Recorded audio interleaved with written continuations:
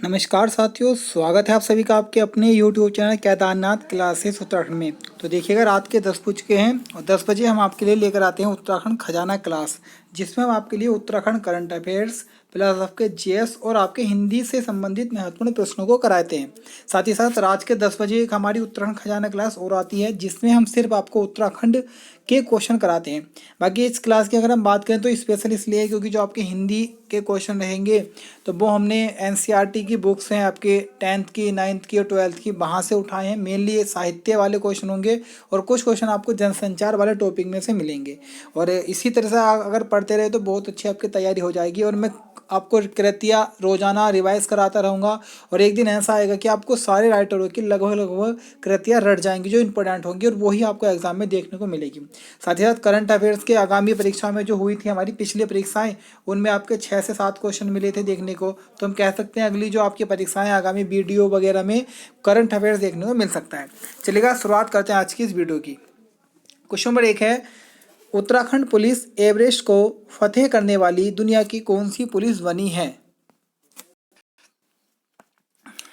तो Uttarakhand police Everest को फतेह करने वाली, सॉरी इसको दुनिया नहीं से आपको भारत कर देना है, भारत की कौन सी पुलिस बनी है। यानी कि आपकी जो भारत देश है, भारत देश में कौन सी ऐसी पुलिस है जिसने एवरेस्ट को फतेह किया है, तो वो हमारे प्रथम स्थान पर आती है हमारी उत्तराखंड की पुलिस। तो क्वेश्चन नंबर 1 का आंसर हमारा ए हो जाएगा। बाकी एक क्वेश्चन और आपको याद रख लेना है, देखिएगा हाल ही में उत्तराखंड पुलिस जो है, उत्तराखंड पुलिस में महिला कमांडो दस्ता भी रखे गए थे। यानी कि जो उत्तराखंड पुलिस है उसमें जैसे कमांडो होते हैं ना, स्पेशल पुलिस, तो कमांडो के आपके सैनिक रखे गए थे, महिला सैनिक। और ऐसा करने वाली उत्तराखंड देश की 4वीं पुलिस बनी है। वन लाइन में क्वेश्चन बनेगा कि उत्तराखंड पुलिस महिला कमांडो दस्ता पाने वाली देश की कौन सी पुलिस बनी है, तो 4वीं पुलिस। बाकी एवरेस्ट को फतेह करने वाली हमारे पहले स्थान पे पुलिस है, तो इसका आंसर आपका ए हो जाएगा। बाकी अगर हम बात करें तो वर्तमान में जो हमारे पुलिस महानिदेशक जी हैं वो हमारे अशोक कुमार जी हैं। और उसके बाद में क्वेश्चन आपको याद रख लेना है, देखिएगा टेजर गन, टेजर गन होती है जिसे करंट लगता है, टेजर गन देने वाली अपनी पुलिस को कौन सी राज्य बनाया है, तो गुजरात राज्य की पुलिस के पास टेजर गन या टेजर गन गुजरात राज्य की पुलिस को दी गई है। तो इतने क्वेश्चन यहाँ से आपको याद कर लेने हैं। क्वेश्चन नंबर 2 है, उत्तराखंड बीसीसीआई का पूर्ण सदस्य कब बना? तो उत्तराखंड हमारा जो राज्य है ये बीसीसीआई का पूर्ण सदस्य 13 अगस्त 2019 को बना है। तो क्वेश्चन नंबर 2 का आंसर हमारा बी हो जाएगा। बाकी बीसीसीआई की अगर हम बात करें तो देखिएगा बीसीसीआई के जो वर्तमान अध्यक्ष हैं वो सौरभ गांगुली जी हैं। वर्तमान अगर मैं सचिव की बात कर लूँ तो ये हमारे जयेश शाह जी हैं, ये आपको याद करके चल लेना है। और भारत के जो सारी क्रिकेट की जो संस्थाएं श्रृंखलाएं वगैरह होती हैं वो सब बीसीसीआई के अकॉर्डिंग की जाती है। क्वेश्चन नंबर 3 है, ऑपरेशन पिंक क्या है? तो देखिएगा ऑपरेशन पिंक ये आपके देहरादून क्षेत्र में चलाया गया है। और ये चलाया गया आपका जो महिला है, महिलाओं से और आपकी जो लड़कियां हैं उनसे उन छेड़छाड़ को रोकने के लिए ऑपरेशन पिंक चलाया गया है और बहुत इंपॉर्टेंट है। क्वेश्चन बनेगा ऑपरेशन पिंक कहाँ कौन सी पुलिस चला रही है, मेनली रूप से देहरादून की, और क्या है महिला और आपके बालिकाओं से छेड़छाड़ को रोकने के लिए चलाई गई है आपका अभियान है एक प्रकार का। उसके बाद में हम बात करें तो देखिएगा पिंक से आपको याद रख लेना है पिंक सिटी, यह हमारा गुलाबी शहर कहा जाता है आपके जयपुर को, जो राजस्थान की राजधानी है। अगर आएगा गुलाबों का शहर किसे कहा जाता है, तो गुलाबों का शहर चंडीगढ़ को कहा गया है। और भारत में जो गुलाब का पौधा लाया था तो वो आपके बाबर लाया था, और बाबर ने भारत में मुगल काल की भी स्थापना की थी। बाकी अगर हम बात करें तो बाबर से याद रख लेना है कि जो बाबर है, बाबर के पिताजी का नाम उमर शेख मिर्जा, माता जी का नाम कुतलुस निगार खां था। देखिएगा ऐसे क्वेश्चन एकदम कभी ना कभी आ ही जाते हैं, तो इसलिए जितना आप अधिक से अधिक रिवीजन करेंगे, अगर आपको 2 भी क्वेश्चन मिल रहे हैं ना वहाँ पर जो आपने नहीं पढ़े हो, तो 2 ही क्वेश्चन बहुत बेनिफिट देंगे आपको। क्वेश्चन नंबर 4 है, उत्तराखंड का प्रथम अवार्ड सेरेमनी हुआ कहाँ पर हुआ था? तो उत्तराखंड का प्रथम अवार्ड सेरेमनी मुंबई नगर में हुआ था। तो क्वेश्चन नंबर 4 का आंसर हमारा बी हो जाएगा। और इसमें जो उत्तराखंड का सर्वश्रेष्ठ अभिनेता घोषित किया गया तो वो हमारे हेमंत पांडे जी को घोषित किया गया था। बाकी अगर हम मुंबई के बारे में बात करें तो देखिएगा भारत की आर्थिक राजधानी मुंबई को कहा जाता है। गेटवे ऑफ इंडिया भी हमारा मुंबई में है। बाकी अगर हम बात करेंगे तो मुंबई आपका 7 टापुओं से घिरा आपका नगर भी कौन सा हो जाएगा, मुंबई ही हो जाएगा। उसके बाद अगर हम बात करें क्वेश्चन नंबर 5 की, तो क्वेश्चन नंबर 5 है, राज्य का पहला वेलोड्रम ट्रैक या हम इसे बोल देंगे साइकिलिंग जो ट्रैक होता है ना वो वाला। राज्य का पहला वेलोड्रम ट्रैक कहाँ बनेगा? तो देखिएगा हमारे बन रहा है रुद्रपुर में, ऊधम सिंह नगर के रुद्रपुर में ये बन रहा है। तो क्वेश्चन नंबर 5 का आंसर हमारा बी हो जाएगा। रुद्रपुर की अगर हम बारे में बात करें तो देखिएगा चंद्रवंश के राजा रुद्रचंद ने इसे बनाया था। रुद्रचंद जी के बारे में अगर हम बात करें तो सबसे अगर हम बात करें ज्ञानी राजा बताए गए हैं आपके चंद्रवंश के। उसके बाद रुद्रचंद ने ही सबसे पहले मुगल कालीन राजा अकबर से भेंट की थी लाहौर में जाके। बाकी अगर हम बात करें तो आपके ओली ब्राह्मणों की नियुक्ति भी रुद्रचंद जी के द्वारा की गई थी। आपके अल्मोड़ा में मल्ला महल भी रुद्रचंद जी ने ही बनवाया था। बाकी अगर हम बात करें रुद्रपुर के बारे में तो देखिएगा रुद्रपुर जो आपका नगर निगम बना है 2013 में बना। रुद्रपुर आपका कल्याणी नदी के तट पर स्थित है। बाकी हम बात करें रुद्रपुर के बारे में तो ये आपका ऊधम सिंह नगर का मुख्यालय भी है। और ऊधम सिंह नगर की अगर हम बात करें तो राज्य में जो सर्वाधिक जनजाति पाई जाती है ऊधम सिंह नगर में। न्यूनतम साक्षरता भी आपको ऊधम सिंह नगर में देखने को मिलेगी। न्यूनतम वन क्षेत्र पर और न्यूनतम वन प्रतिशत भी आपको ऊधम सिंह नगर में ही देखने को मिलेगा। बाकी अगर हम बात करें ऊधम सिंह नगर के बारे में तो आपको सर्वाधिक चीनी मिलें भी आपको ऊधम सिंह नगर में ही देखने को मिलेंगी। सर्वाधिक चीनी मिलें ऊधम सिंह नगर में। उसके बाद अगर हम बात करें तो 1995 में ऊधम सिंह नगर की स्थापना हुई थी। और राज्य का जो सबसे दक्षिणी जिला है वो आपका ऊधम सिंह नगर ही आता है। उसके बाद अगर हम बात करें तो देखिएगा आपका काशीपुर और आपका जसपुर, रुद्रपुर, ये सारे आपके क्षेत्र मिलेंगे। आपके नगर पालिका या नगर निगम क्षेत्र हैं। जैसे काशीपुर आपका नगर निगम है, जसपुर नगर पालिका है। तो सारे आपको ऊधम सिंह नगर में ही देखने को मिल जाएंगे। क्वेश्चन नंबर 6 है क्वेश्चन नंबर 6 है वसुधा पत्रिका किसके द्वारा निकाली गई? तो देखिए वसुधा पत्रिका के बारे में अगर हम बात करें तो ये हरिशंकर प्रसाद जी के द्वारा निकाली गई थी। तो क्वेश्चन नंबर 6 का आंसर भी हो जाएगा। पहले मैं आपको कुछ 2-3 पत्रिकाएं और बता दूं, उसके बाद हम हरिशंकर प्रसाद के बारे में सारे क्वेश्चन पढ़ लेंगे।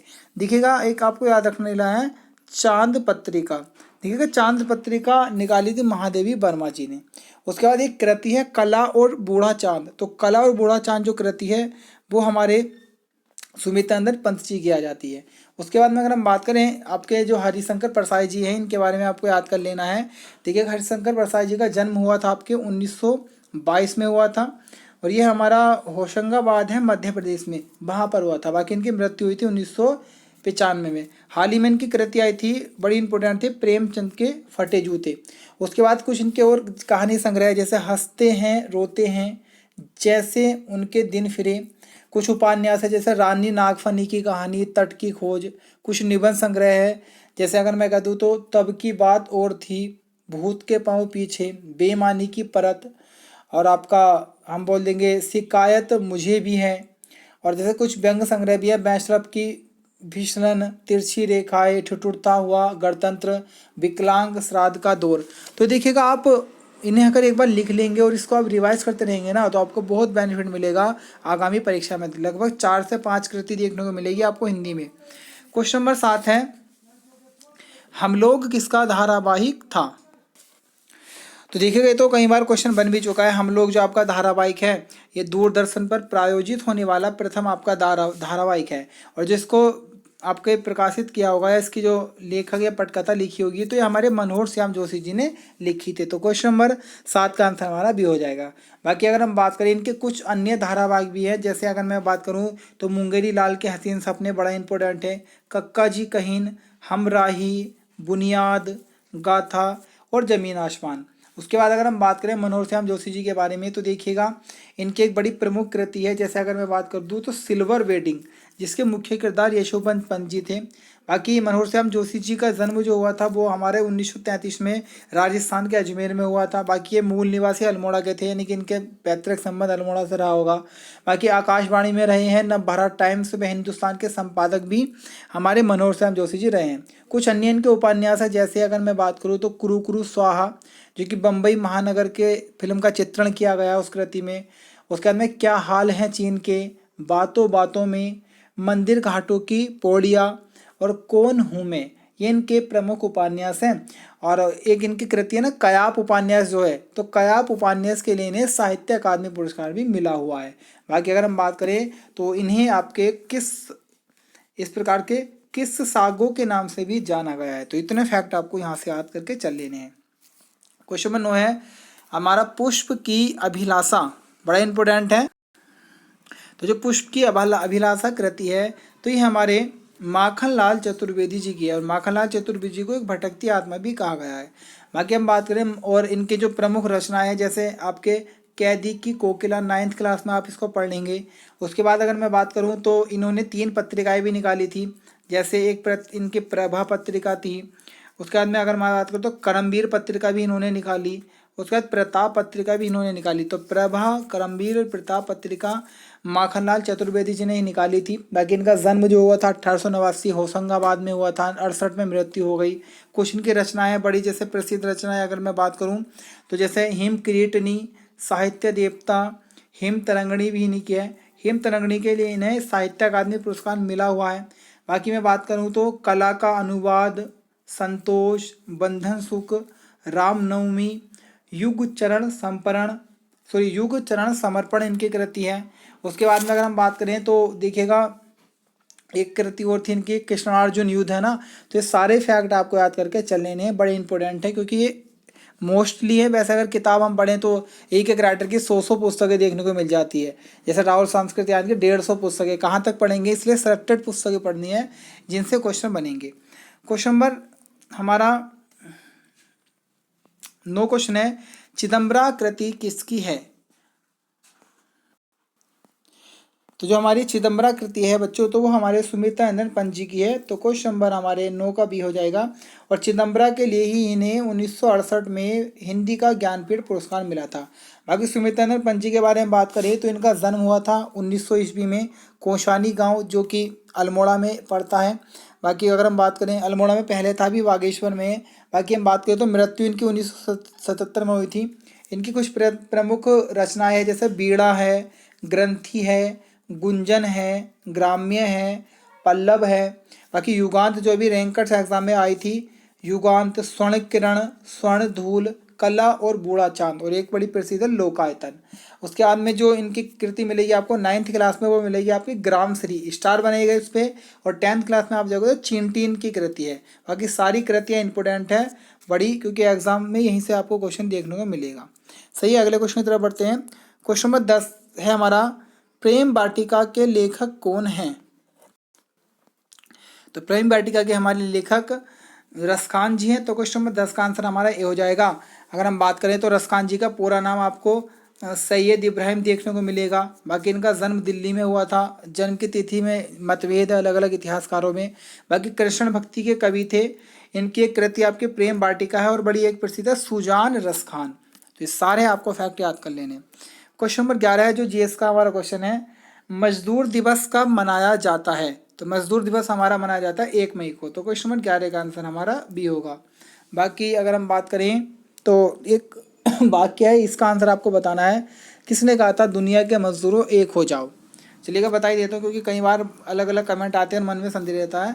तो उत्तराखंड के क्वेश्चन ऐसे मालूम किया करें। तो कार्ल मार्क्स जी ने कहा होगा दुनिया के मजदूरों एक हो जाओ।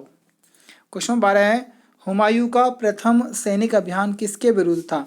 तो हुमायूं का प्रथम सैनिक अभियान आपके कालिंजर के विरुद्ध था। तो क्वेश्चन नंबर 12 का आंसर आपका बी हो जाएगा। बाकी हुमायूं के बारे में अगर हम बात करें तो चौसा और कन्नौज के युद्ध में शेरशाह सूरी ने इन्हें हराया था।